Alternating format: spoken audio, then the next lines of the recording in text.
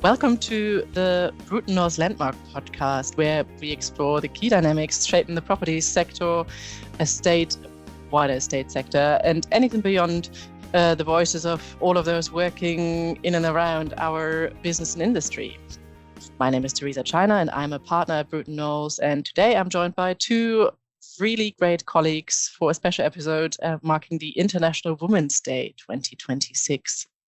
This year's theme is Give to Gain, and it very much reminds us that progress happens when we support others, i.e. through time, unity, advocacy, or leadership. Today we'll be talking about what that looks like in practice, whether you're given time or given time by mentoring someone, advocacy resources, or just providing opportunities to others, and how generosity can drive meaningful change for women in our profession.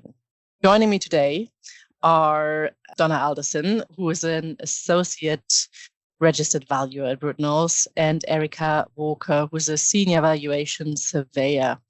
Both of them have long been championing women in the profession, and I'm sure have really great and interesting insights to share with us today, both personally and professionally. Together, we'll be exploring how we as individuals, as well as teams and organizations, can turn the give to gain mindset into everyday action.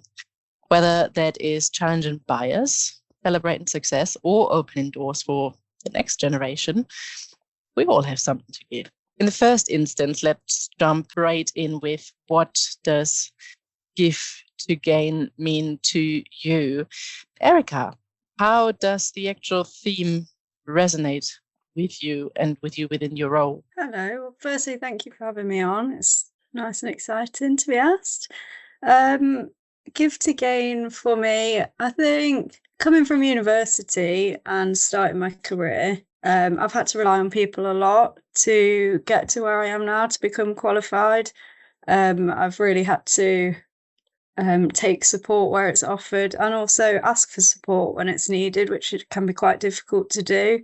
More recently, sort of the last year or so, that's kind of reversed, and I've started to be able to help other people now and support them in becoming qualified and advancing their careers, which is really nice to give back. So I'm sort of, seeing both sides. And what about you, Donna? Yeah, I mean, building on what Erika was just saying, I graduated embarrassingly 22 years ago. So I've definitely seen both sides, and things have changed a lot over those sort of 20 odd years in terms of particularly talking about the theme in International Women's Day in terms of women in the role of surveying. When I first went in my first graduate role, I was the only female surveyor in the team. To then, by the time that I left that role, it had completely flipped to a point where there was a majority of women in the surveying roles in the team. So, but going back to give to gain, as Erika was saying, as a graduate, as somebody who's going through their APC, you rely on people to mentor you and get you through that. And I'm really lucky to have had some great mentors in my career, and particularly a really strong female mentor that I was sort of directed in the direction of by my head of service back in the day. And he could see that we were really similar. We were both really strong female characters who didn't let anything like that get in terms of gender or background get in the way of just doing the job well. As I say, moving through the career in terms of how things have changed in terms of that how the female male ratio in terms of surveying has changed. And then since, like Erika, after graduation, got involved in lots of mentoring of other staff to get them through their APC, and really like to think that I'm really approachable for those junior members of staff. I've only been at Bruton Knowles for a year, so I haven't really had much of a chance to get involved in much mentoring when being in the role, but I still help other people from other companies and organisations with doing mock APC interviews, and I'm always happy to help anyone to move forward in that in the career. Yeah, I think that really aligns with my thoughts on general what give to gain means to me. Almost what we all instinctively do in our profession, given time, providing clarity and support in, so others can then progress with confidence in what they are doing is the right thing. And ultimately, you can't expect something to come from a place where you do not invest in people. It's all about the people who are at the outset of their career, who are starting their APC journey and so on and so forth, that they can have a transparent path. They know exactly what to do, and they've got that helping hand when they need it. What about more of the client side of things? Do you have any examples there, maybe, where you gave something and then something came from it that was maybe above and beyond what the initial scope of service would have said? Yeah, I mean, I guess that goes back to core fundamentals of what you were just saying there, Theresa, in terms of you get out what you put in, and in terms of going back to doing that with clients, I guess that it's building those relationships and knowing that if you do go above and beyond, if you do always be polite and give as much information as you can, but set those boundaries, then you can build those relationships, and it comes back in terms of making sure that they come back to you with work down the line. If they know that you're open and honest and that you're willing to give a little bit more with those boundaries in place, then you do tend to win them over as a longer term client. Examples would just be in my line of work, we often get asked to flag up that if there's an issue before we submit the final report. And I don't mind doing that, but again, it's about setting those boundaries in terms of not giving them too much, not overstepping, not doing something that puts you in a position where you're not comfortable in terms of the RICS code of conduct and things like that. So, but yeah, it does work. And I say, to me, it's about being open, honest and transparent. I think from an internal point of view as well, it's you have to be trusted to be able to get that visibility with clients and go and meet them. You need the opportunities and you need your hand held a bit with that at the start. And I think that's the scary bit. I think that's the bit that sometimes people don't want you to do. They don't want to trust you with clients, and you have to kind of build that experience and demonstrate that you are capable of doing that and you can be trusted and earn that sort of respect from both internal and from the client themselves. No, that's absolutely right. And yeah, I think it's very important by us providing that clear direction in terms of the client relationship, that creates that feeling of safety for the client, that they are in good hands, which is then where the gain comes from, I suppose, for both sides, not just for Bruton Knowles, give and take, isn't it? Yeah, absolutely. Yeah, I mean, bringing it back, I think it's very clear within Bruton Knowles. I mean, I've only been here for 1.5 years, that giving, in terms of, you touched on APC, both of you already, is very much needed to amplify someone else's experience, i.e. supporting somebody through their own APC, putting the time aside to mentor them and guide them, will then most likely lead to a successful outcome. In fact, all the 3 people I supported whilst I've been at Bruton Knowles have all passed their interviews and are now chartered surveyors. Take from that what you want. But I would say it's about, well, they understand the expectation, they can work towards it, they then perform better, achieving the task, and ultimately that's a collective gain, isn't it? Even though it might not immediately be something where I can see, oh well, it's can't bill this time or whatever, but it's more than that. Yeah, I think it's interesting what Donna said earlier, particularly being a female coming from university where you're one of a handful of women on the course.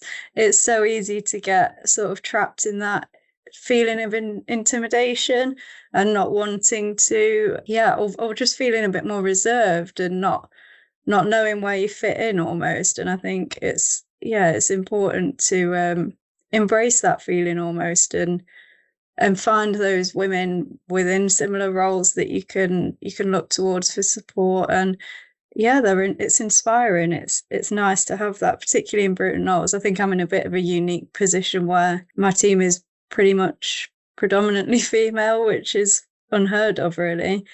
it's great. You see people progressing, and you can learn so much, not only from a technical point of view, but just how these women present themselves and aren't intimidated and have the confidence. It's really inspiring. I mean, definitely just jumping in there again, and just to sort of say that Erika's experience in terms of sometimes feeling that the being female in still a predominantly male industry, it's still so predominantly male. It has improved over the last 20 years in some ways, but there are still situations now where I go into something with peers from other companies, or even in my team in Bruton Knowles, where the percentage of women is still really tiny. And part of that is probably just because it's taken a while to feed through, and perhaps there's more coming through in the pipeline. But I still think there's a lot more to be done in terms of trying to promote the profession to women, because I honestly think that young women still think that it is very male dominated. And when you think of surveyors, you're thinking of being on sites and that they're probably more of a physical and male role than actually they need to be. We go out on site, but I don't know about either of you. Rarely am I on a building site. If you're doing something that I don't think people realise that there is this type of surveying out there, that it isn't just about being on a building site with a hard hat. And I think it needs to be promoted more, not just to women, but women from more working class backgrounds as well, in terms of trying to encourage them and make sure that they're aware of the different roles within surveying in terms of coming through. But just circling back, it's about confidence, because you still will come across clients particularly, or colleagues, not necessarily colleagues, but peers in the sector who are sort of more old school, you still do feel that prejudice because you're a woman. And it's just like, oh, you're a woman, and not expecting the surveyor to turn up and be a woman. So there's still work to be done in terms of promoting women in the sector and building the confidence, so that young surveyors know that not to get knocked, their confidence to get knocked by still coming up against people who are saying that to you. You should be judged on how good you are at your job, not because of your gender. Yeah, I definitely agree. I think in terms of visibility for the sector as a whole, I definitely think people still sort of have that assumption that it is male based. Even just speaking to people, if you say what your job is, you're always hit with an oh really? And you think, yeah, it's quite normal. There's different roles to do, and there's plenty of women that I work with, but it is just that sort of preconception that it is a male based role, which it doesn't seem to be feeding out to the world as much as probably you see from being within the sector yourself. Yeah, I think our lived experience is fairly similar in that regard, isn't it? Moving on into more the day-to-day workplace, how would we translate these give to gain ideas into day-to-day working lives? So what about policies that could be implemented, or processes, or initiatives that help specifically women to advance or improve our experience as individuals? I mean, touched on it before, but I think a lot of it is comes back to what we were just talking about there, in terms of promotion, of trying to get more women into the sector, and trying to promote women in surveying, to try and sort of address that the balance and make sure that women feel comfortable in terms of going into a career in surveying. And I think it'll, hopefully, when that starts feeding through, it'll sort of come more naturally, in terms of once there is more of a balance of it just being more about the role rather than it being about gender. I certainly feel that here at Bruton Knowles, we're given every opportunity to excel in the role, no matter what your gender is. some of the policies which are already in place in terms of the flexibility or policy where you can work from home, work from the hubs, that the hours are flexible, that they aren't fixed.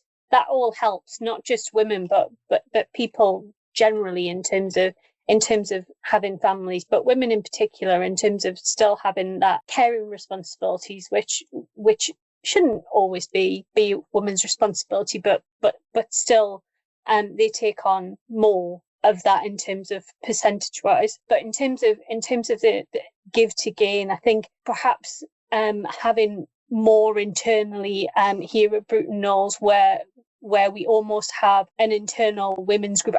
I haven't been here for too long, so I don't know whether we've already got something like this, but perhaps having an internal group for female surveyors here, where encouraging mentorship through that. We know who the colleagues are, where they are in their careers, and how we might be able to help others in terms of developing that, and just having something or developing something internally, which just means that we all know who each other are and what we do, and that in itself will encourage people to seek out the right colleagues to help them progress. Yeah, I think that's a good idea. I think acknowledgement's probably the biggest thing, isn't it? And knowing that other people have felt the same or do feel the same, and there is support there. It can feel quite isolating sometimes, especially as a young female, when you hit with a double whammy of the intimidation of just being in a new role anyway, and then a male predominant role. It can be overwhelming, and it's just that acknowledgement that, you know, you're not the only one that feels that, and there are people there that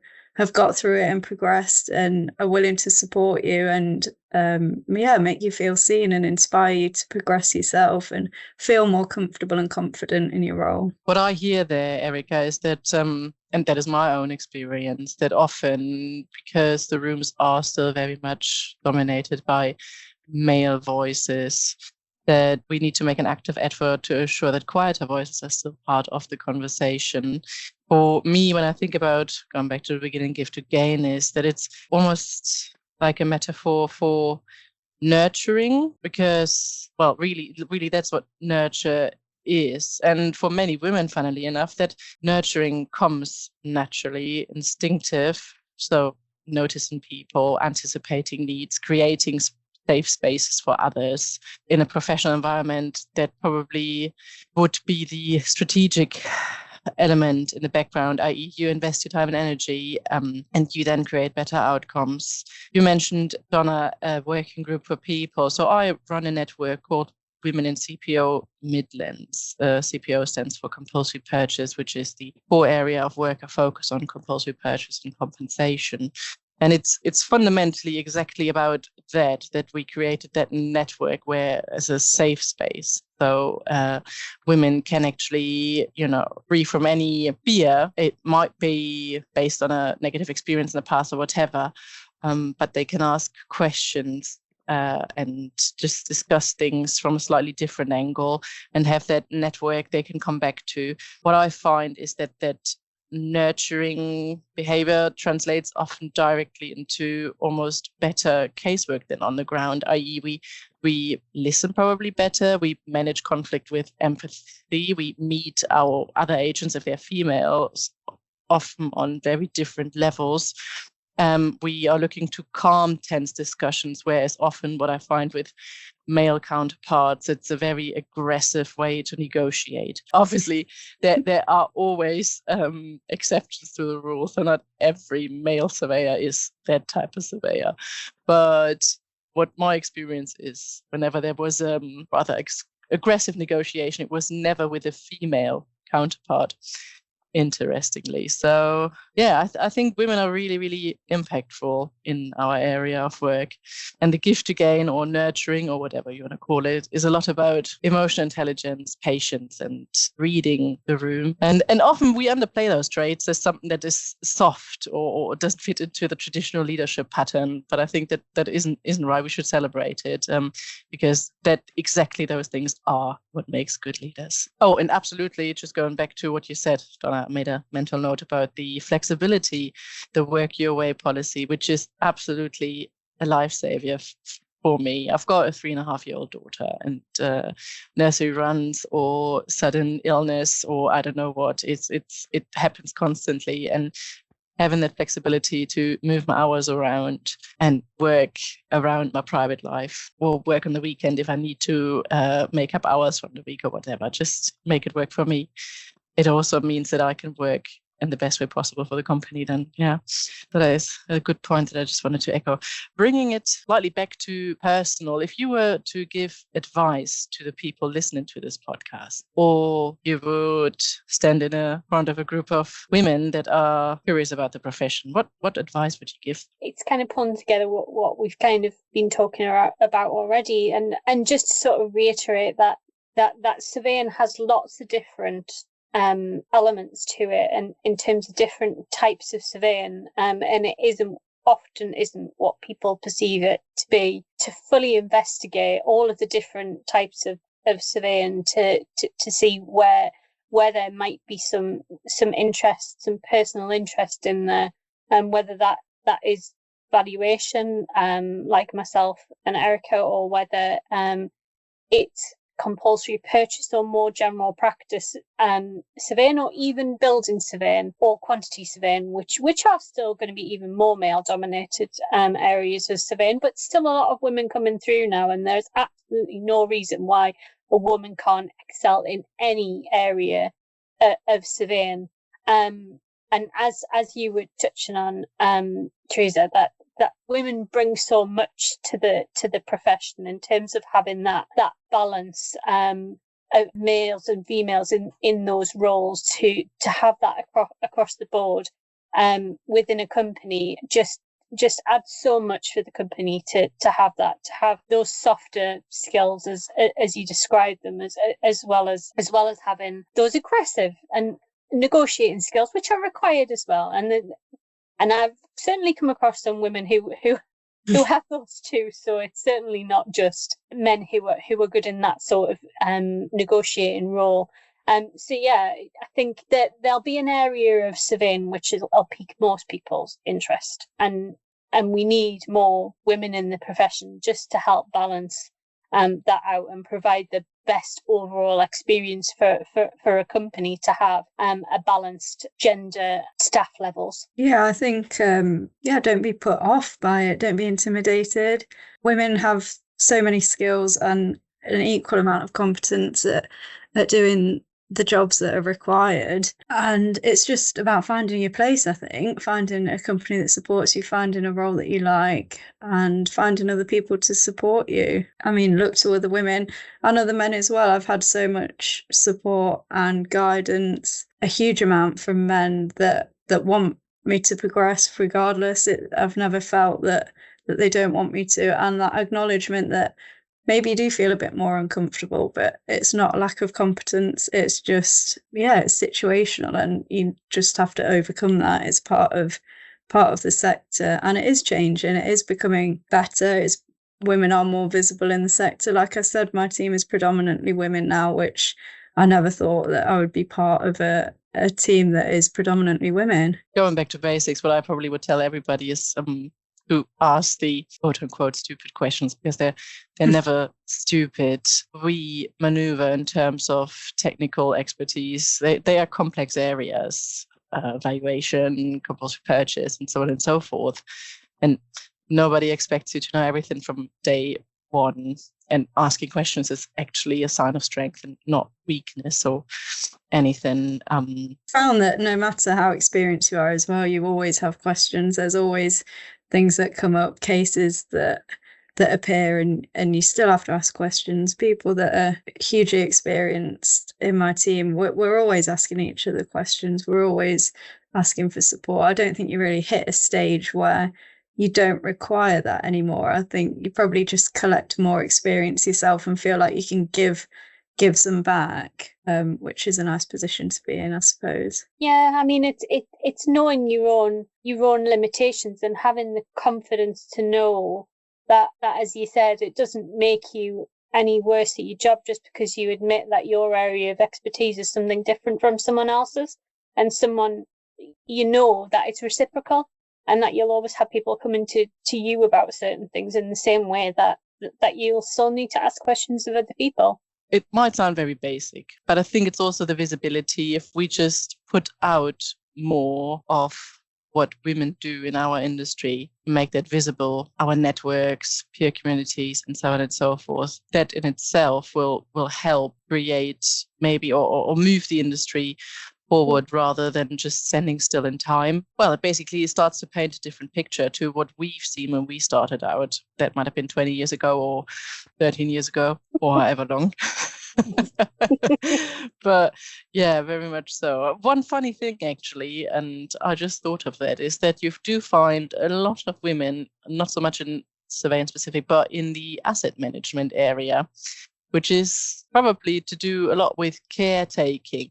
So when you look at asset management companies, real estate companies, and so on and so forth, often it is females dealing with those things. So that might be a point to take away, to think about why that is. But it might be because we are really good in taking care of things. I mean, yeah, I think you're right. There are definitely parts of areas of surveying where there are more women than other areas. I mean, as you say, maybe the asset management side, property management tends to be has a bigger percentage of female surveyors in there, against something like building surveying or quantity surveying, which probably have the least number of women in those roles. And strangely, from what I've seen of valuation, even here at Bruton Knowles in the national valuation team, in my team, there's only two women in my team. So I'm interested to hear that in Erika's side of valuation that she has more. And certainly in my experience from other private practice companies, valuation seems to have a really limited amount of female surveyors, and I really don't understand why, because I think it's something which aligns really well with being able to do that. And it often is something that is incredibly flexible naturally flexible in terms of being able to manage your own time as a valuation surveyor.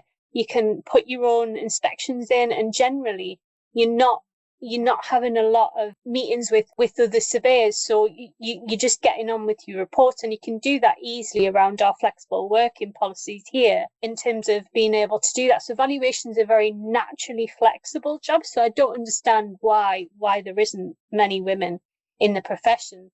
The other thing I wanted to talk about was I have a lot of experience in the public sector, as well as moving into the private sector about 4 or 5 years ago.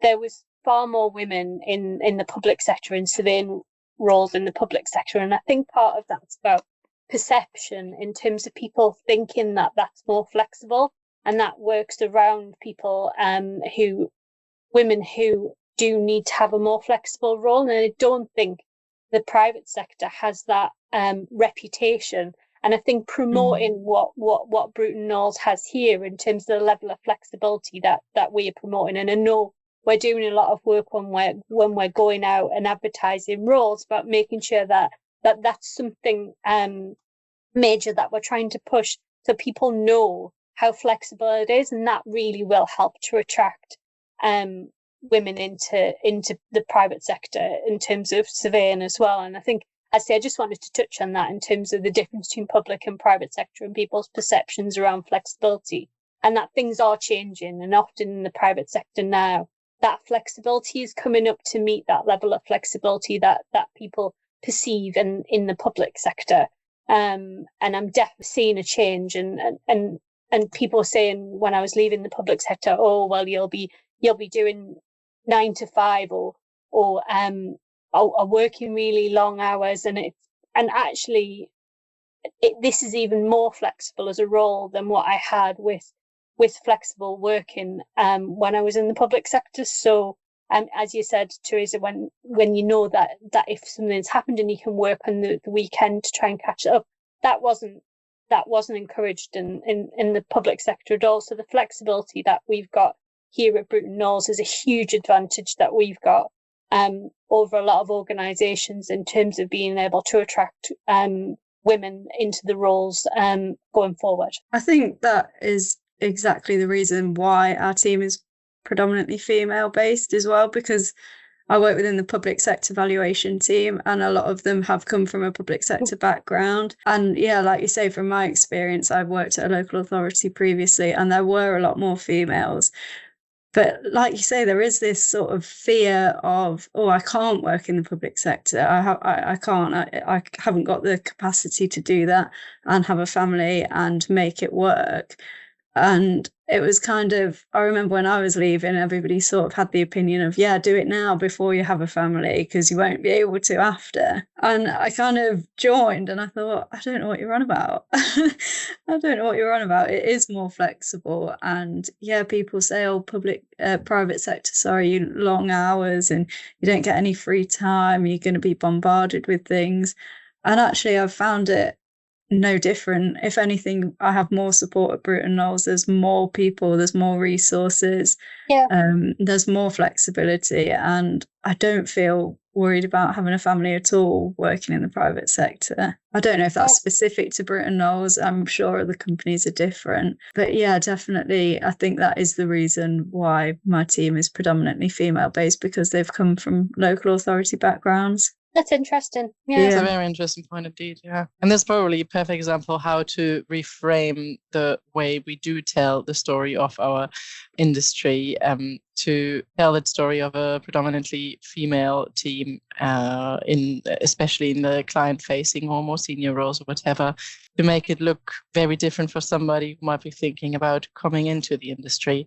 Also highlighting other career journeys rather than the traditional ones where somebody who finishes school already knows which uni they go to because they know exactly what they want to get out of their degree, i.e. a surveying land type of journey. Your traditional land agent who goes to a rural agricultural university or something like that. There's so many other ways, and especially for women. Yeah, I think it's also important to highlight, you don't have to choose between a career and a family. You don't have to think about that when you come out of uni. People really pushed that on, be conscious of your choices, where you work and what you do, because you don't want to make life difficult for yourself or become trapped or unable to work. And I feel like there is a bit of fear that's placed on you on, oh my God, I must do everything now and get experience because my life's going to end and nobody's going to employ me. And it's just not the case at all. I don't think you should do what you want to do and work where you want to work and not feel that fear of sort of, I'm on a timeline.